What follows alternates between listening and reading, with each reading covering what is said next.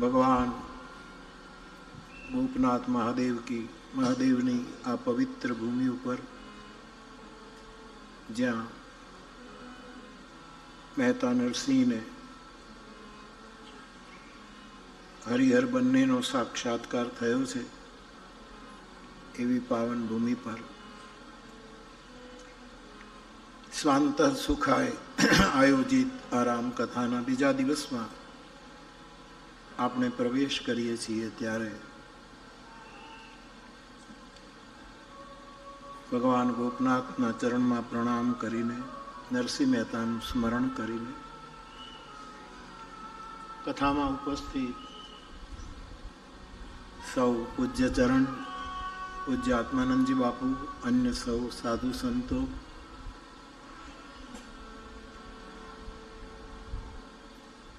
વિશેષ સન્માનિત મહેમાનગણ, બંને ટ્રસ્ટના ટ્રસ્ટીઓ, આજુબાજુ ગામના સૌ ભાઈ બહેનો, સાહિત્ય, કલા, સંગીત, વિવિધ ક્ષેત્રના અગ્રણી મહાનુભાવ, આપ સૌ મારા શ્રોતા ભાઈ બહેનો અને નિમિત્ત માત્ર મનોરથી પરિવાર, સૌને વ્યાસપીઠ પરથી મારા પ્રણામ. જય સિયારામ, જય ગોપનાથ. તો બાપ, આપણે પ્રવેશ કરીએ. એક પ્રશ્ન આવ્યો કે નરસિંહ મહેતાના આટલા બધા પદો છે, ઘણા પદો છે, કવિતા, કાવ્ય, મહાકાવ્ય, ગઝલ, ભજન, એ જે જુદી જુદી વિધાઓ છે એમાં પદ એ વધારે પ્રિય લાગે છે, કારણ કે પદ એ નાન્યતર જાતિ છે અને નાન્યતર જાતિ નિર્દોષ છે અને નાન્યતર જાતિ નિર્દોષ હોય છે. એટલે વેદાંત પણ પદ વાક્ય પ્રમાણમાં પદને જ પ્રધાનતા આપે છે. નરસિંહ મહેતાના અનેક પદો છે.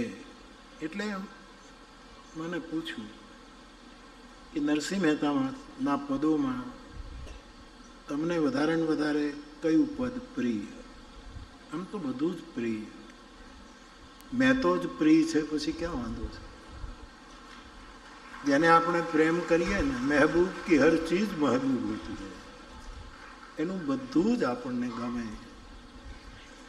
પરંતુ મારે કંઈ સિલેક્ટ કરવું હોય મારા માટે, તો એક તો વિશ્વવંદ્ય ગાંધી બાપુએ જે પદ પસંદ કર્યું, વૈષ્ણવ જન તો એને કહ્યું, અદ્ભુત. આપણા માટે અઘરું છે, પણ જીવી શકાય એવું પણ છે. ગુરુ કૃપા હોય, ઈષ્ટ ઉપર ભરોસો હોય, તો એક એક પંક્તિ જીવી શકાય એવી છે. કાયર ન બનીએ તો, છટકી ન જઈએ તો એ તો બધાને પ્રિય છે, આખી દુનિયાને પ્રિય છે. વૈષ્ણવ જન તો કેટલી મોટી વાત કહે, સકલ તીર્થ એના તનમાં. આવો માણસ મળે તો પછી તીર્થયાત્રામાં જવાની જરૂર નથી. એના શરીરમાં બધા જ તીર્થો નિવાસ કરતા હોય એવું મહેતાએ અદ્ભુત પદ લખ્યું. એટલે એ તો બધાને પ્રિય હોય, આપ સૌને, આપણને બધા. પરંતુ બીજું પદ મને જે અત્યંત પ્રિય છે તે વિશ્વાસનું પદ. આ વૈષ્ણવનું પદ અને બીજું વિશ્વાસનું પદ, એ મને બહુ પ્રભાતી કરતા.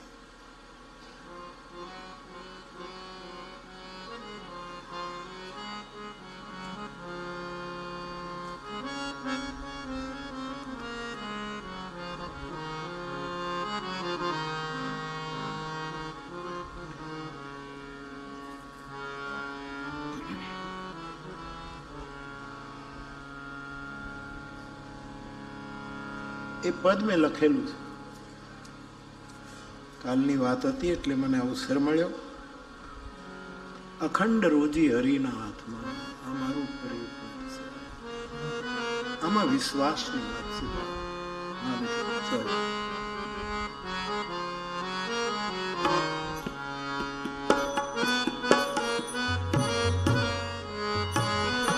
મને 2-3 લીટીઓ પંક્તિઓ યાદ હતી, અમે ક્યારેક ક્યારેક ગાઈએ, પણ આ વાત આવી એટલે મેં આખું પદ લખ્યું. મને પ્રેમ ભરોસાનું પદ છે, વિશ્વાસનું પદ છે, ઊંડી શ્રદ્ધાનું પદ.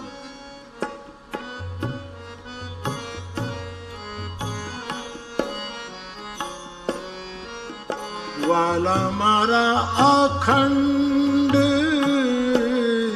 રોજી હરિના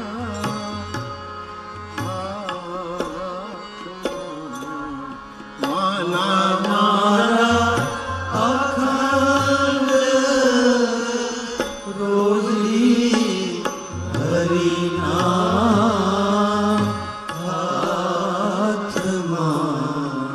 આપણા હાથમાં જે આપણી આજીવિકાનું સાધન છે ને એ અખંડ નથી, એ ખંડિત થયા.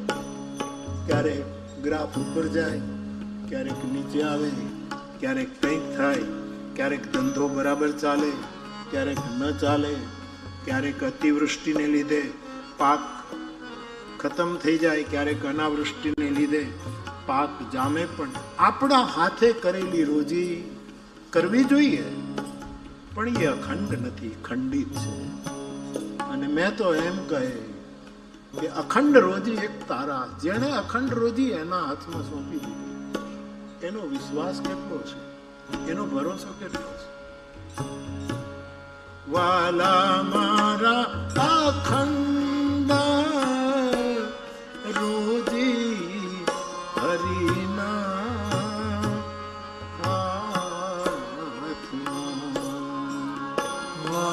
મારા અખંડ રોજી હરિના હાથમાં. વાલો મારો જુએ છે વિચારી, વાલો મારો જુએ છે એના પાત્રમાં કેટલી જગ્યા છે. પાત્ર કદાચ મોટું હોય પણ અંદર કાદવ ભર્યો હોય તો પણ એનામાં ઠાલવી નહીં શકાય. એ બધું જ જુએ છે. પણ એના પછીની પંક્તિ, દેવારે વાળો નથી દુબળો, ભગવાન નથી રે ભિખારી. દેવારે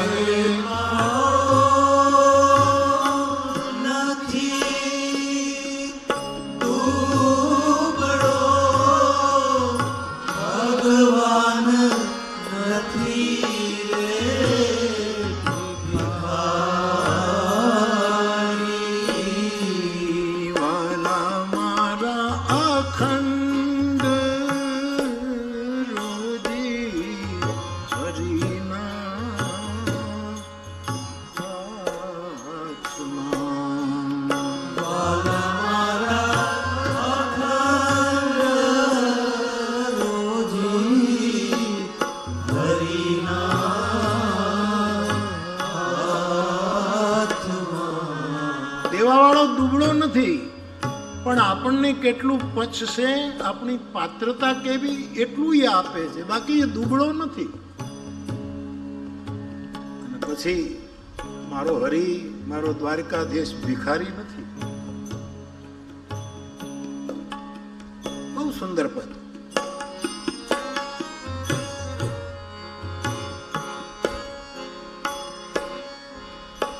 એજી સ્થળ તો અગમ અને આ કાયા છે વિનાશી.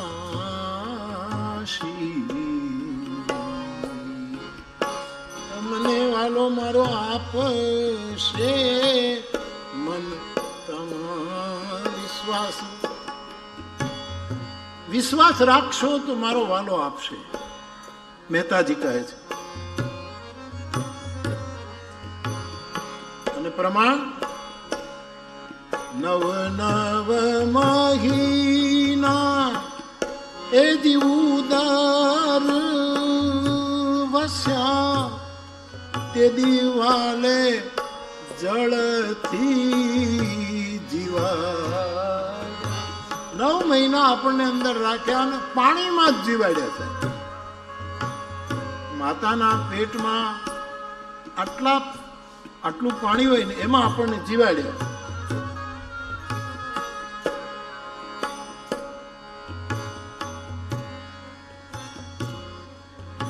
આપશે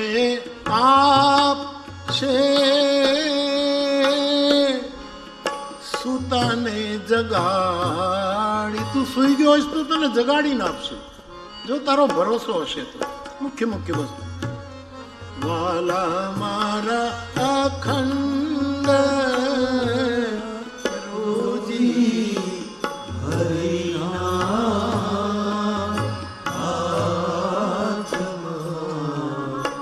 છેલ્લે કહે છે જી ગરુડે ચડીને ગોવિંદ આવજો, ગરુડે ચડીને ગોવિંદ આવજો.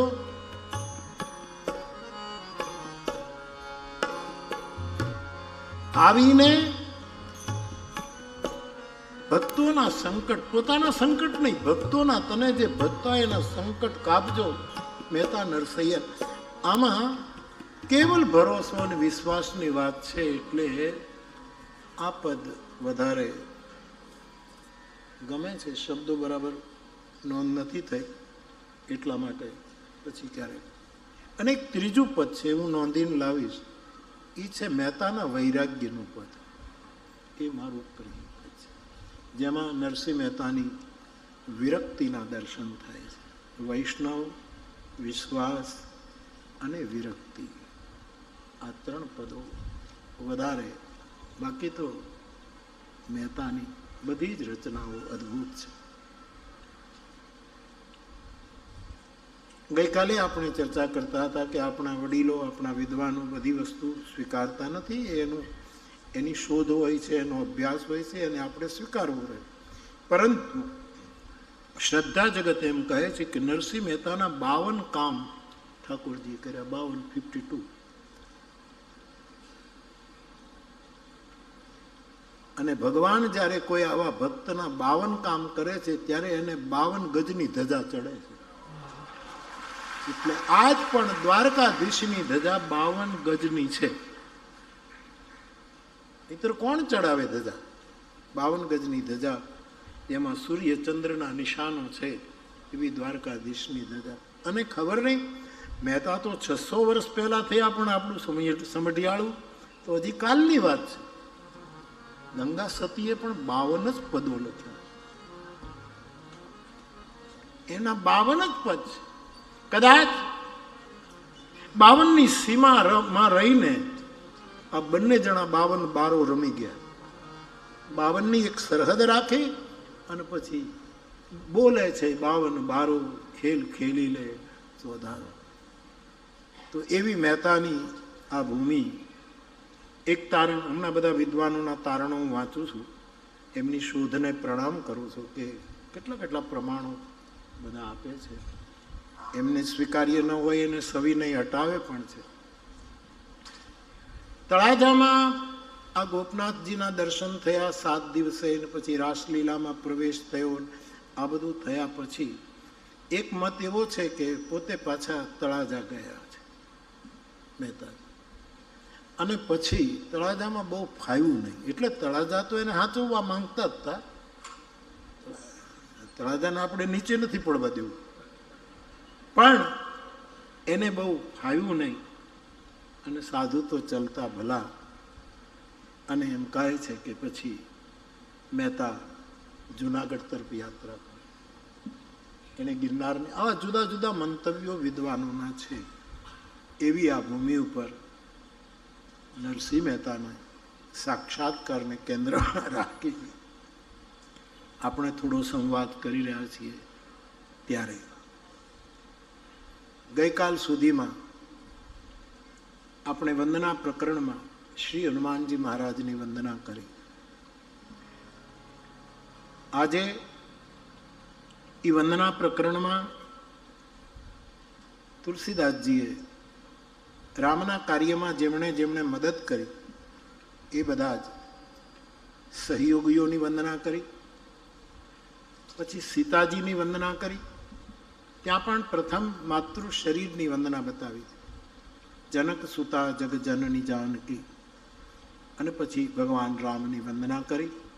અને પછી બહુ જ મોટું પ્રકરણ, આપ જાણો છો, દરેક વખતે એનો સ્પર્શ કરવો જ રહ્યો. રામ નામની વંદના તુલસીદાસજીએ કરી છે. નામની 72 પંક્તિઓમાં રામ નામનો મહિમા તુલસીદાસજીએ ગાયો. 2-4 પંક્તિઓ ગાય અને આગળ વધીએ.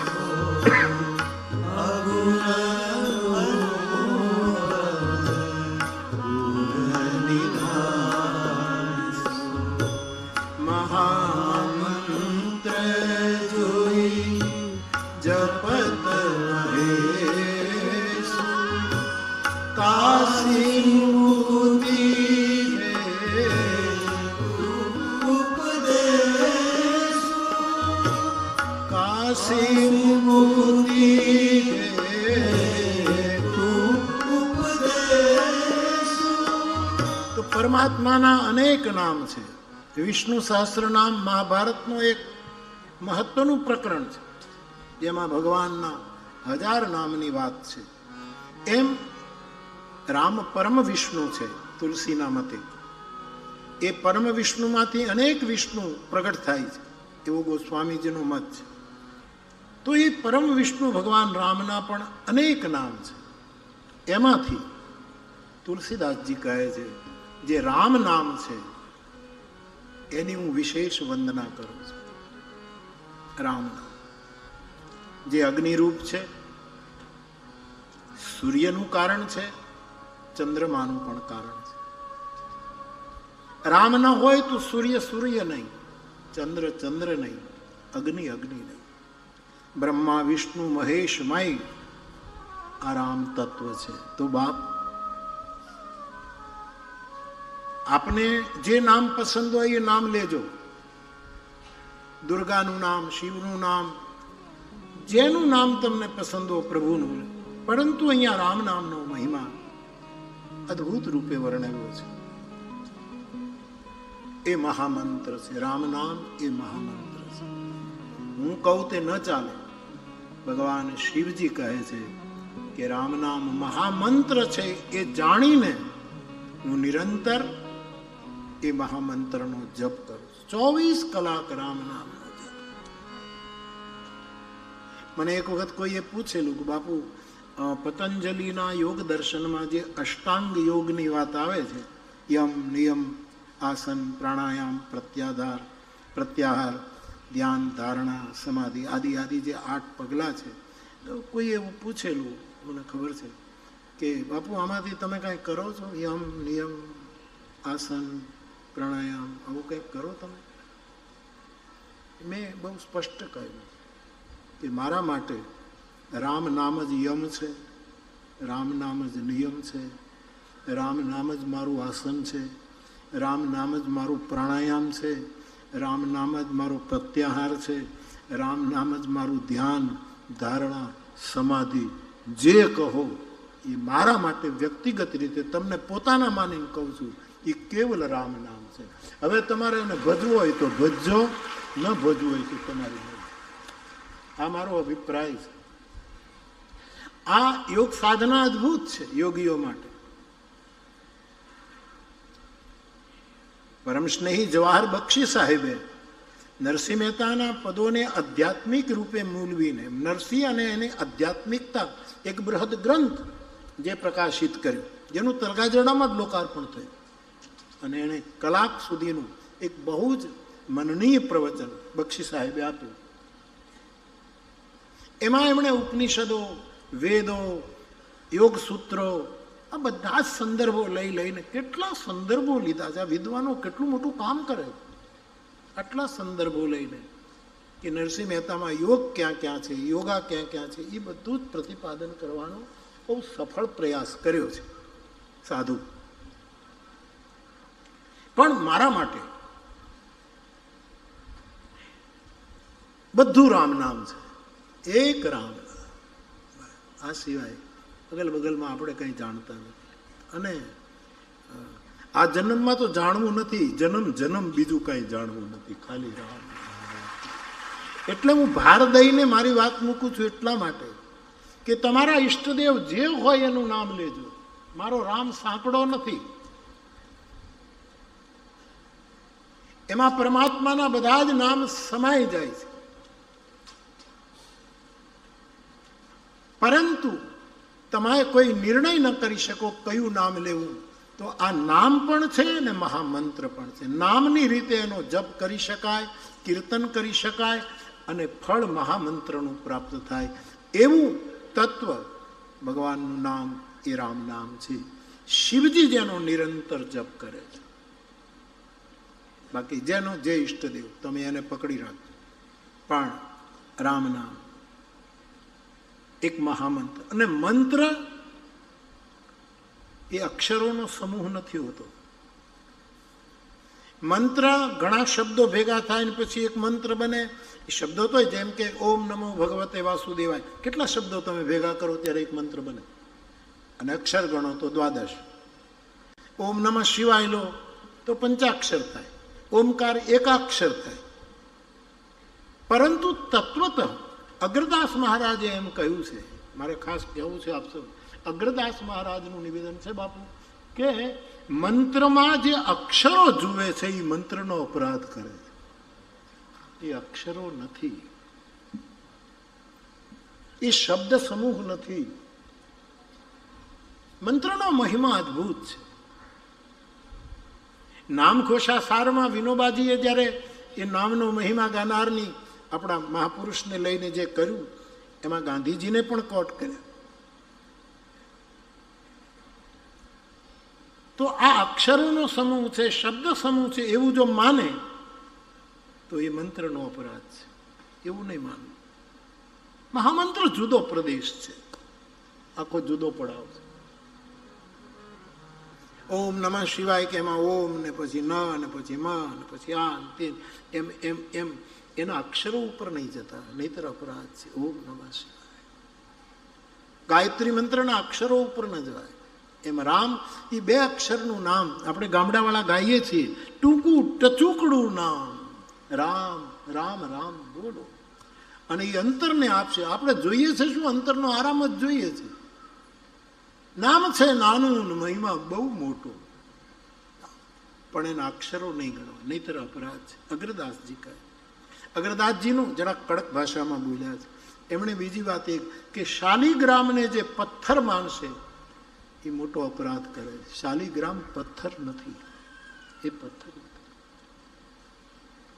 એ વિષ્ણુનું સ્વરૂપ છે, એને પથ્થર ન મનાય. અગ્રદાસજી કહે તુલસીને જે વૃક્ષ માનશે, તુલસીને એક છોડ માનશે, એ અપરાધ કરે છે. તુલસીનું છોડ એ છોડ નથી, એ પૌધો નથી, એ કંઈક બીજી જ વસ્તુ છે. એવું અગ્રદાસજી કહે.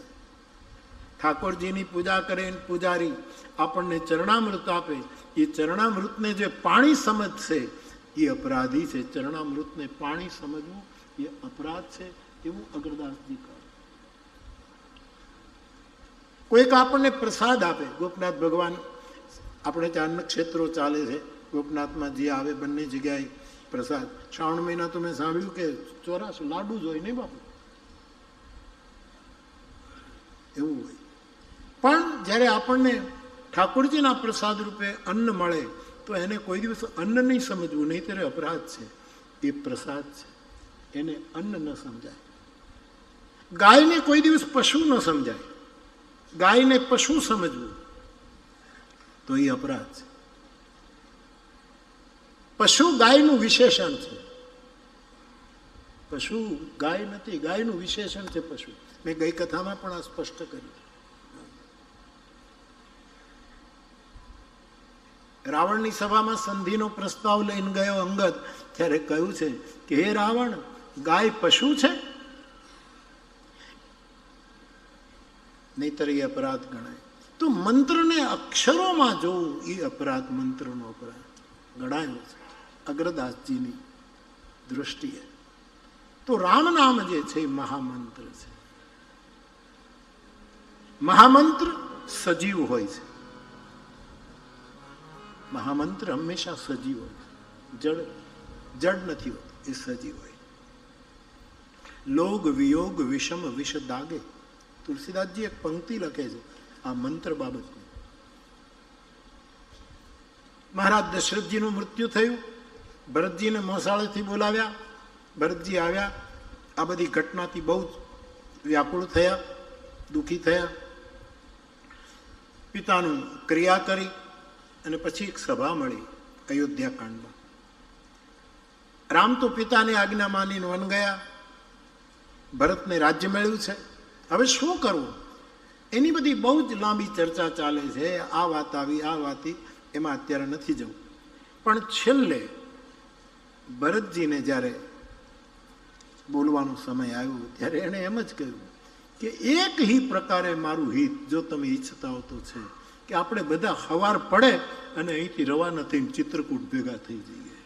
એક જ આ શબ્દ, પ્રાતઃકાલ આપણે નીકળી જઈએ, પછી જે નિર્ણય થાય ત્યાં. અમારા દિગુ બાપુ આપણે કયું ગામ એમનું? ભડિયા. દિગુ બાપુ હંમેશા કહે કે ઘરમાં માથાકૂટ થાય ત્યારે ચિત્રકૂટ જવું. આ માથાકૂટ ને ચિત્રકૂટ ભેગા કરે કે જ્યારે માથાકૂટ ઘરમાં થાય ત્યારે ચિત્રકૂટ વેવ જવું. તુલસીદાસજી પણ એમ જ કહેતા, જ્યારે કાશીમાં પંડિતો હેરાન કરે, જ્યારે ભણેલા ગણેલા તુલસીને પરેશાન કરે, અથવા તો તુલસીનો રામ સાક્ષાત્કાર જેને પચ્યો નહીં એવા માણસોએ જ્યારે વિરોધ કર્યો ત્યારે તુલસીદાસજી દોડીને ચિત્રકૂટ જતા રહેતા હતા. એ તુલસીના જીવનની ઘટના છે. તો ભરતજીએ કહ્યું એક પ્રકારે મારું હિત થાય એમ છે, આપણે બધા સવાર પડે ને તુરંત ચિત્રકૂટ જતા રહીએ, પછી જે થવું હોય તે થાય. આ વાત જ્યારે ભરતજીએ કરી ત્યારે તુલસીદાસજી મંત્ર સજીવ હોય છે એની એક સૂત્રાત્મક પંક્તિ ત્યાં લખી નાખે, લોગ વિયોગ વિષમ વિષ દાગે. દશરથજીના વિયોગમાં, રામ લક્ષ્મણ જાનકીના વિયોગમાં લોકો એટલા બધા એને વિયોગના એકદમ વિષમ વિષથી, ભયંકર વિષથી સળગતા હતા. એમાં મંત્ર સબીજ સુનત જન જાગે. તુલસીદાસજી કહે ભરતે આ મંત્ર આપ્યો, આ વિચાર આપ્યો કે આપણે ચિત્રકૂટ ભેગા થઈ જઈએ, એ સાંભળ્યું તો બધા જાગી ગયા કે આ બસ. ભરત બધાને પ્રાણ. મંત્ર સજીવ હોય છે, સજીવ. ગાયત્રી મંત્ર લો, એ જળ નથી સાહેબ, એ સજીવ મંત્ર છે. ઓમ નમઃ શિવાય જડ નથી, ખાલી શબ્દ સમૂહ નથી.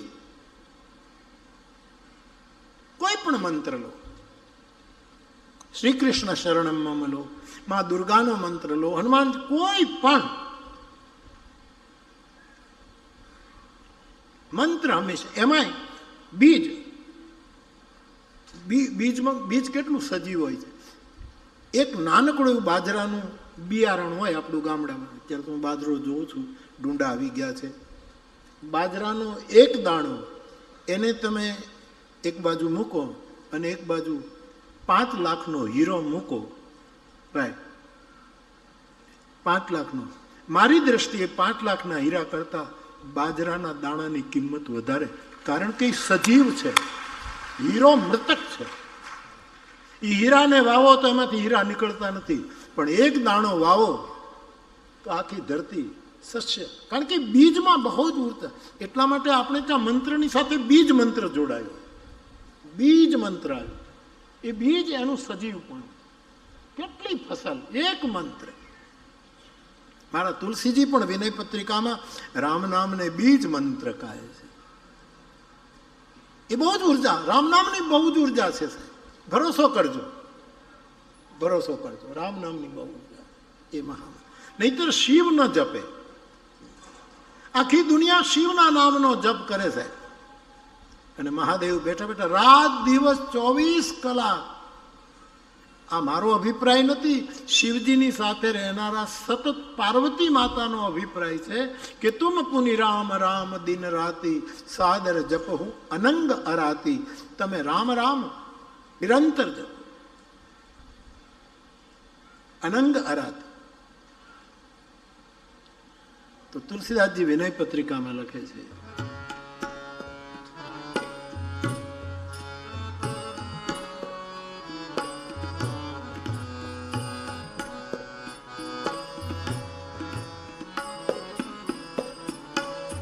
બંને શબ્દ છે વિનય પત્રિકામાં. બીજ મંત્ર જપીએ. કોણ જપે છે? જો જપત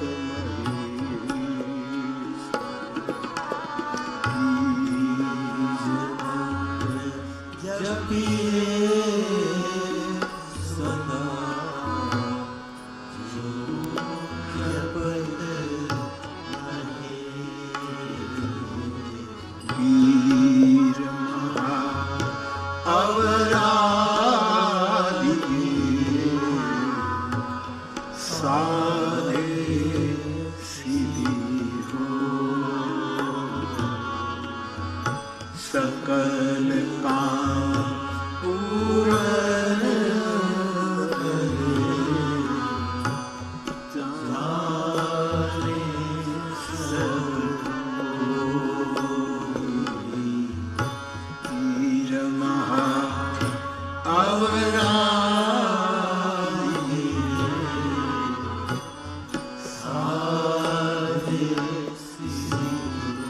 बलि पूजा चाहत नहीं, चाहत एक प्रीति. કોઈ બલિ ચઢાવવાની વાત નહીં, કોઈ એવા તાંત્રિક યજ્ઞો કરવાની જરૂર નહીં. કેવલ પ્રેમથી આ બીજ મંત્ર રામ નામ જપે, જેને શિવ જપે. અને આ તો તમારે જે નામ જપવું એ ભાઈ, હું તો ખાલી તમારી સાથે વાતો કરું. પણ બેરખા ઉપર જેટલું રામ નામ જામે એટલું બીજું કઈ નહીં જામે. અને મોટે ભાગે બેરખો લઈને બેઠા, કોઈ પણ નામ લઈ શકાય, મારો કહેવાનો અર્થ એવો નથી, પણ બેરખાના 18 મણકાને અને રામ નામને બહુ સંબંધ છે. 108 મણકાની તુલસીની માળાને અને રામ નામને અદભુત સંબંધ.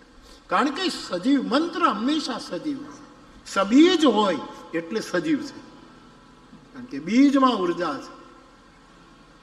ઓશો એવું કહે કે એક બીજ આખી ધરતીને હરિયાળી કરી શકે અને એક તણખો આખા જગતને બાળીને ભસ્મ કરી શકે, ફેલે એટલી જ વાત.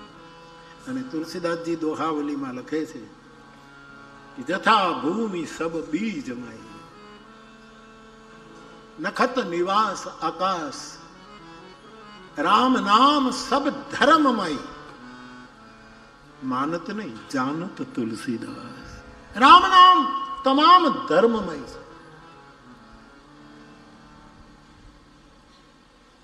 મિલન ક્યાં બેઠો? ખાટલાના કેટલા પાયા હોય? 4. બરાબર ને? ખાટલાના 4 પાયા. આખો ખાટલો ખેંચવો હોય તો 4 પાયાને ખેંચવા પડે કે એક જ પાયો ખેંચવો પડે? આખો ખાટલો આપણે ખેંચવો હોય તો આમ 4 પાયાને 4 જણાને બોલાવીને કરવું પડે. એક પાયો ખેંચો રામ નામ તમે પકડો એટલે ધર્મ, અર્થ, કામ અને મોક્ષ આખો ખાટલો તમારા ખોળામાં આવીને ઉભો. રામ નામ લીધું, રામ નામ સબ ધર્મમય. રામ નામ પકડ્યું એને ધર્મ પણ આવશે, એને ત્યાં જીવનનો સાચો અર્થ પણ સમજાશે, એની કામનાઓ પણ. જો રામાયણમાં એવું લખ્યું છે કે તમે સંતોષ રાખો તો કામના નાશ પામે પણ મટે નહીં. નાશ પામે પણ એ પાછું ક્યારે વયું જાય. સંતોષ બીનું સંતોષ અને કામ નસાહી, તુલસીના શબ્દો પર ધ્યાન રાખો. જેમ આપણે આમ કૂતરાને આમ એકદમ ઓલું કરીએ એટલે ભાગી જાય, પણ પાછું આવશે નહીં એમ નહીં માનવાનું, પાછું શેરીમાં આવશે. કૂતરાને હડકારીએ એટલે વયું જાય, પણ મરી નથી ગયું કે નાશ. એમ સંતોષ રાખવાથી કામના નાસી જાય છે, ખતમ નથી થતી. ખતમ છે તો રામ નામથી, ભગવાનના નામથી. રામ ભજન બીનું મીટે હિ કે કામ. મટી જશે રામ ભજનથી. આ બે તફાવત. ખાલી સંતોષથી કામના ભાગશે, પણ પાછી આવીને ઊભી રહેશે કે હજી આટલું થાય, હજી આટલું થાય, હજી આટલું થાય. પણ રામનું ભજન કરશે, એની કામના ખતમ થઈ જશે. આટલો તફાવત ગોસ્વામીજીએ માનસમાં અંકે કર્યો છે. તો એવો જે રામ મંત્ર છે, જે બીજ મંત્ર, એમાં સજીવતા છે.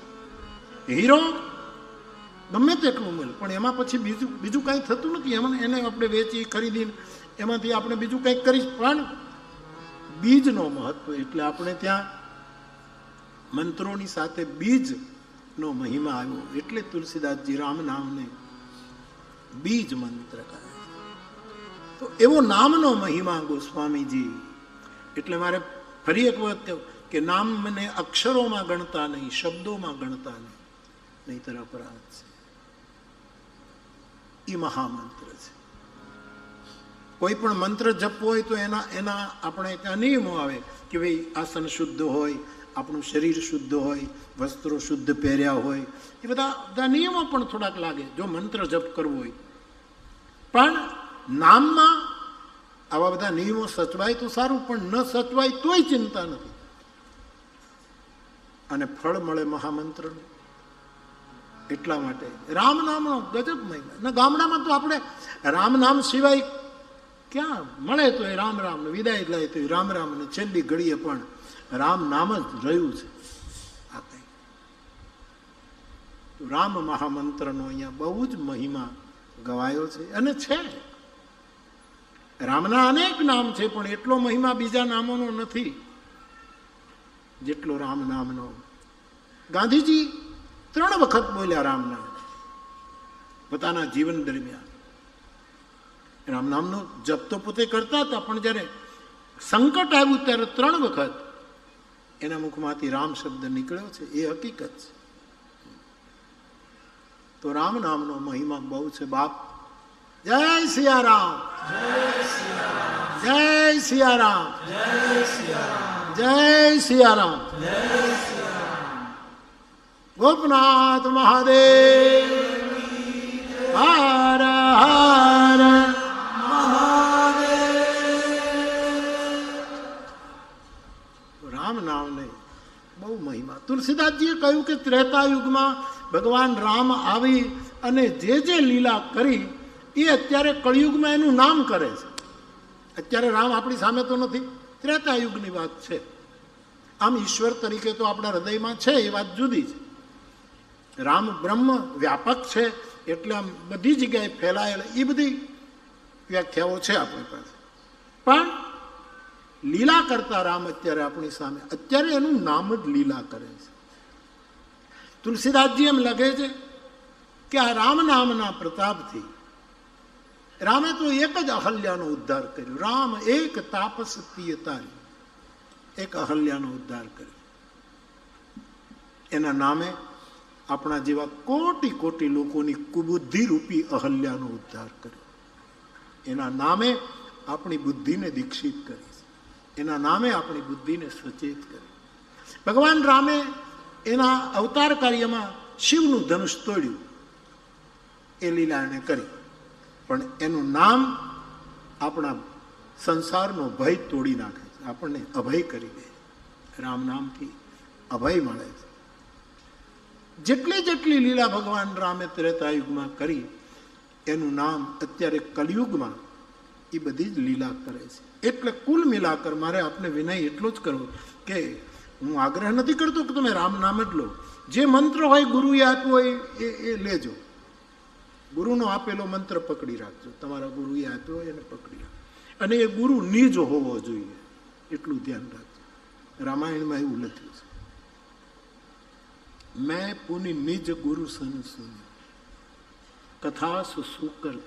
મેં મારા ગુરુની, નિજ ગુરુ, ગુરુ 3 પ્રકારનો હોય, એક નિજ ગુરુ, એક પરગુરુ અને એક સર્વગુરુ.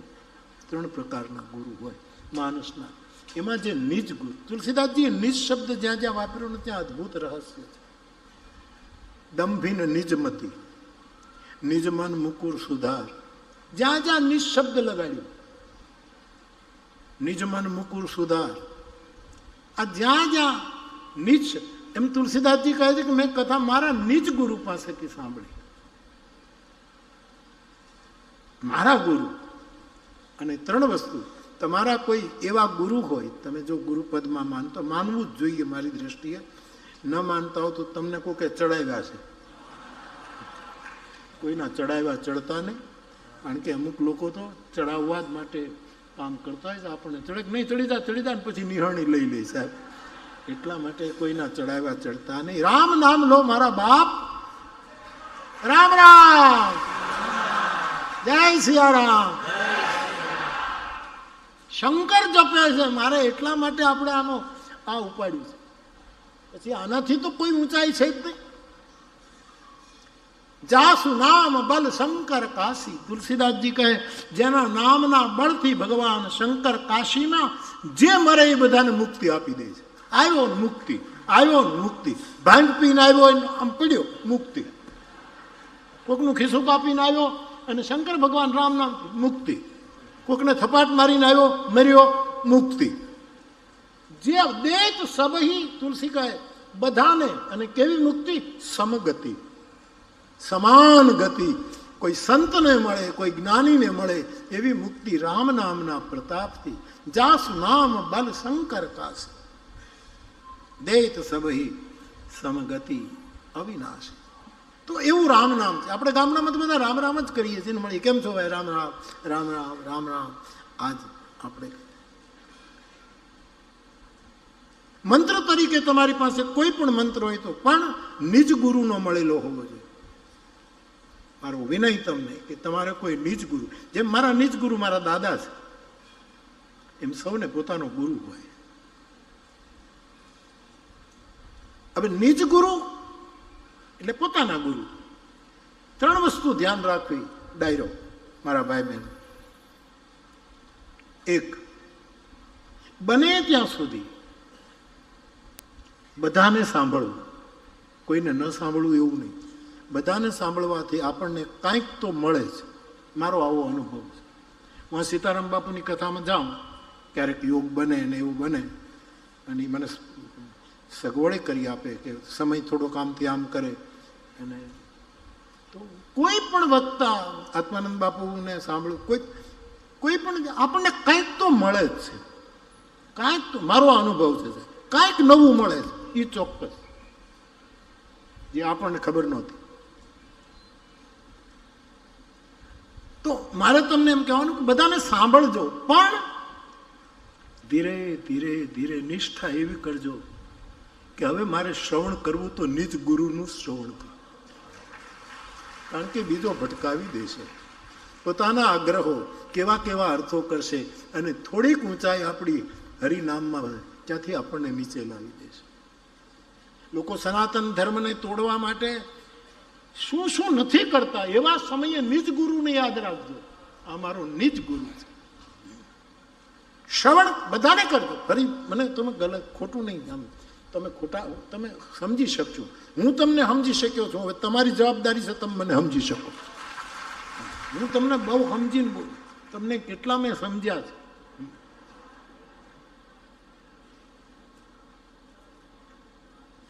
નિજ ગુરુને કરવું. તુલસી કહે મેં પુનિ નિજ ગુરુ સન. એ નહીં સમજાય ને અચેત હઈશું તો આપણે ચેતી ન જઈએ ત્યાં સુધી વારંવાર સંભળાવશે. વારંવાર તદપી કહી ગુરુ બારહી બારા. નિરંતર આપણને સંભળાવ કે હજી સાંભળ, હજી સાંભળ, હજી સાંભળ.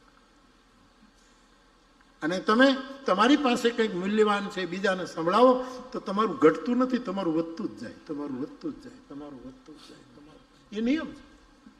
તમારી પાસે જે અનુભવ છે અધિકારીને તમે આપવા માંડો તો તમારું ઘટે નહીં, ત્યાં બધું મળે, પૂરું થાય. અને અહીંયા આપણે કાંઈ ઘટે.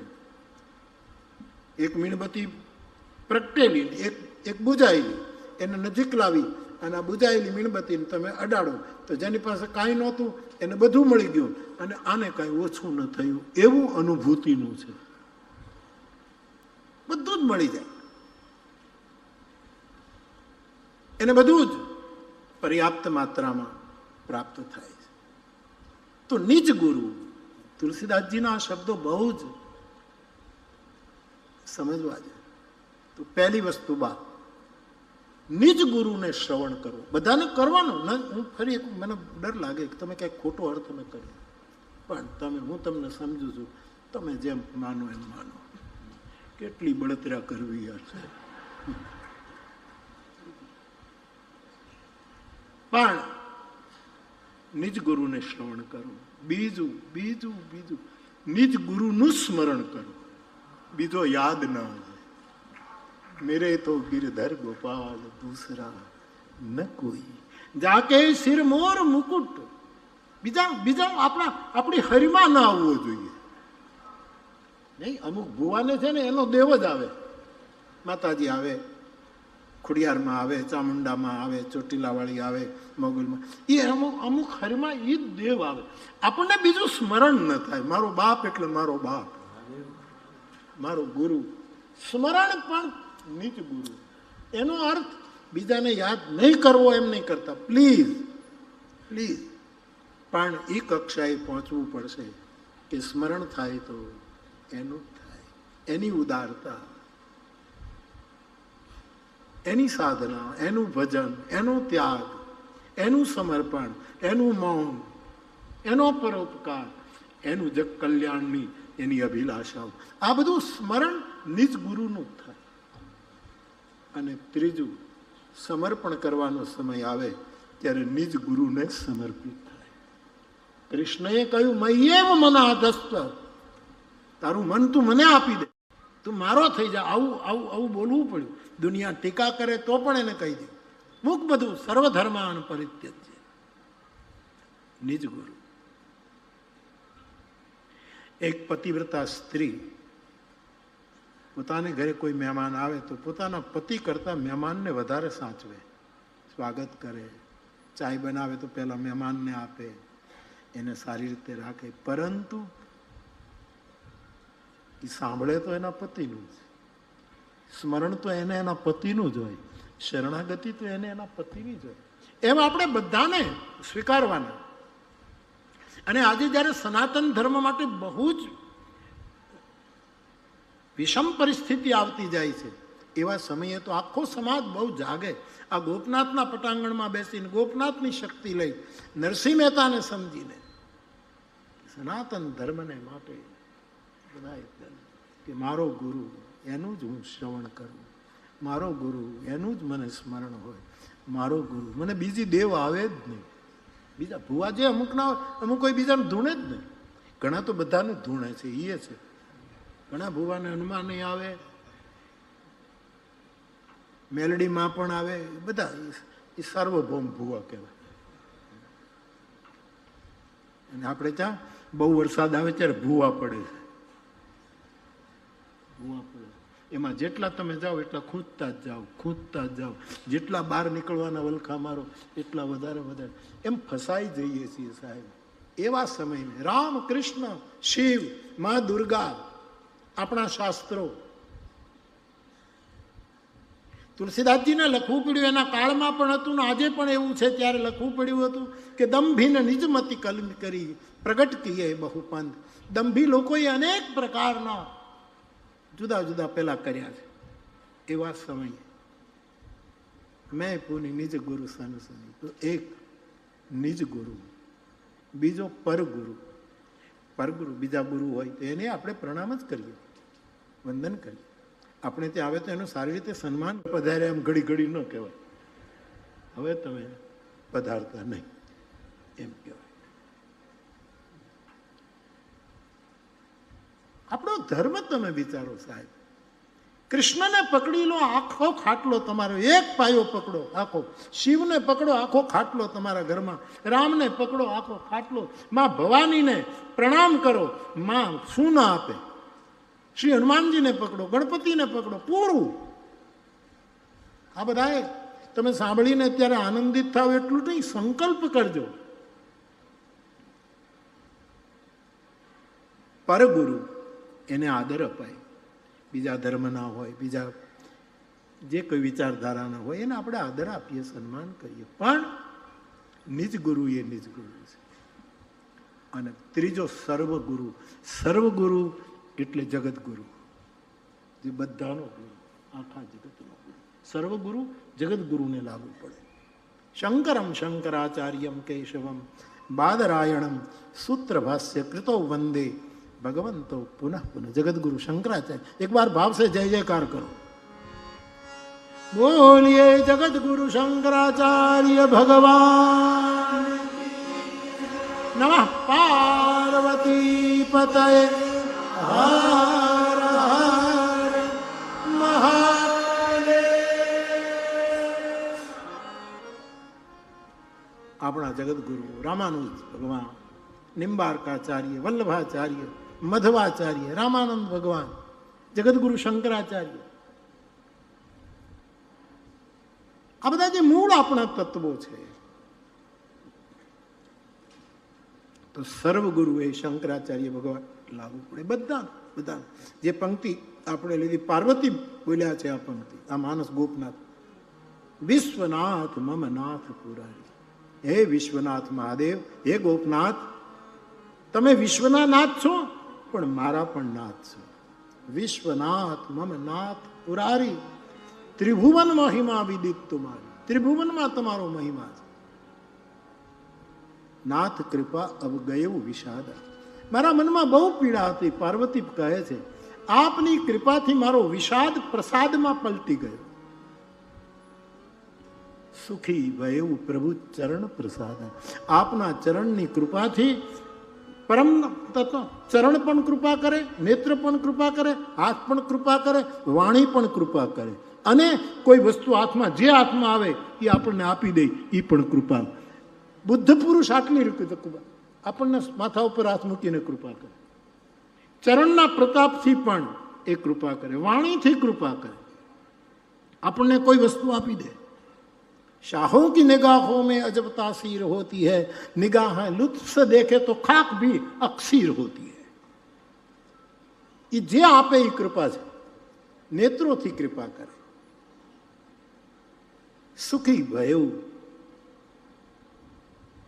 અત્યારે હું પ્રભુ ચરણ પ્રસાદ, હે સમર્થ તારા ચરણને પ્રસાદથી હું સુખી થઈ છું એવું પાર્વતી કબૂલ કરે. તો સર્વગુરુ એ ત્રિભુવન ગુરુ માની જગતગુરુ, આખા જગતના એ ગુરુ. તો તુલસીદાસજી આ લખ્યું એટલે સંદર્ભ આવ્યો. તો બાપ તમારા ગુરુએ જે તમને મંત્ર આપ્યો, આ પંથકમાં ઘણા મહાપુરુષો છે. આપણે કહ્યું અહીંયા ધીરુ બાપા હતા, ગાયત્રી મંત્રના ઉપાસક. ધીરુ દાદા જાંજમેર ને, જાંજમેરમાં ધીરુ દાદા હતા, મેં જોયેલા છે. રામદુલારી બાપુ એ અહીં આપણા સૌરાષ્ટ્રના, હા, ચૌહાણ સાહેબને ત્યાં મળવાનું દર્શન થયેલા. પણ એ મધ્યપ્રદેશના જબલપુરના રામદુલારી બાપુ, એને ઓશો બે એક વિદ્યાલયમાં ભણતા હતા. રામદુલારી બાપુનું સમાધિ માધવપુરમાં છે, ત્યાં બાપુનું. પણ ડૉક્ટર ચૌહાણને ત્યાં આવતા હતા, ખૂણામાં અંધારામાં જ બેસતા હતા. ત્યારે મેં દર્શન કરેલું ડૉક્ટર ચૌહાણ, ત્યારે હું દર્શન કરેલું. પહેલાં મેં દર્શન, મહાપુરુષ, ગજબના મહાપુરુષ રામદુલારી સાહેબ, ગજબના સાહેબ. તો આ પંથકમાં આ ધીરુ બાપા તમારે દયા દાદા હતા ને, એ ગાયત્રી મંત્રમાં એમની પાસે ગાયત્રી મંત્રના બહુ મોટા ઉપાસક હતા. તો આપણી આ ભૂમિ તપેલી છે ગોપનાથને કારણે, આની ધજાને કારણે. આપણો કેવો દેવ બેઠો છે આપણો સાહેબ, અને એ રામ નામ જપતો દેવ છે સાહેબ. અને રામ નામ એકમતી છે. શંકર જપતા હતા, પછી ગણપતિએ કીધું કે બાપા મારે શું ભણવું, મારે શું? શંકર ભગવાનને પૂછ્યું કે બાપા તમે રામ નામ લ્યો છો, તો હું દીકરા તરીકે પૂછું, તો કે બેટા તારે રામ નામ જ લેવાય ને, બીજું ન લેવાય ને, તારે પ્રમાણ? તો કે હા. પછી નારદજી પેલી સ્પર્ધા દેવતાઓની હતી, અને એમાં રામ નામ લખીને ગણપતિ એક પરિક્રમા કરી તો પ્રથમ પૂજ્ય થઈ ગયા. લ્યો